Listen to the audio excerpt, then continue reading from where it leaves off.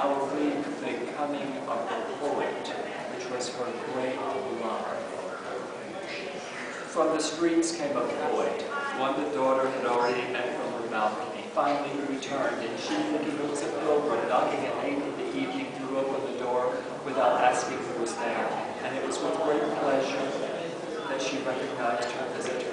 A man not much younger than she, a man of great stature, a lean face, black hair that fell, and eyes that danced with fire and romance. She stood to one side, and the poet entered the house, and with him she lived 5 years of pleasure and one of sorrow, and with him she sang 5 poems of love and one of sorrow, and with him she wept.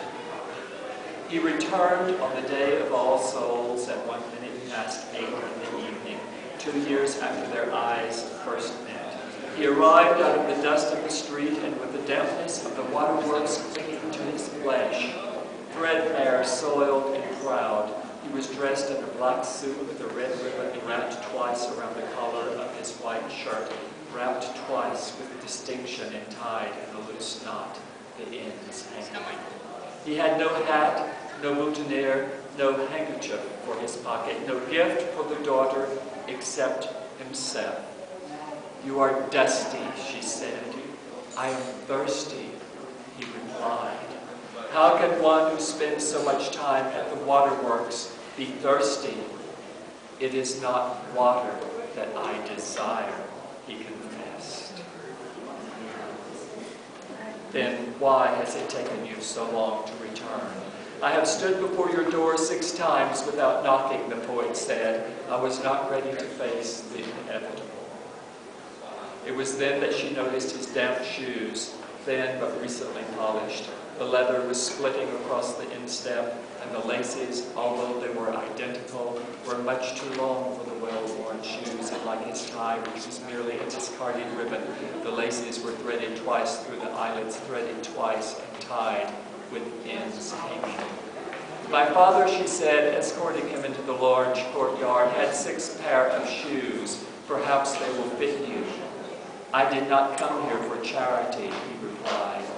"For what reason then?" she asked. "To sit before my mother's grave," he answered. "Your mother?" "Carlota Montejo." He spoke the name with pride. For a long time they sat on opposite sides of Carlota's grave, and finally the poet confessed that he had known neither his mother nor his father, the matador Jose Maria de Vega. He had been conceived the night before the matador's death and had been taken to the orphanage at birth. That was the story he told. "Then you can be no more than 9 years old," Josefina said. "I was present that afternoon when De Vega faced his last bull." "And what did you see?" he asked. "You do not wish to know," she replied. "I am 22, he said. "I wish to know." "If you are 22, then I must be 34, but I am not 34, and you are not 22. And if you are 22, and De Vega was your father, you were not conceived on the eve of his death." "I must have a heritage," he said. "I am a poet." "I will gladly give you a heritage," she replied, "and I will give you many poems as well." Yeah.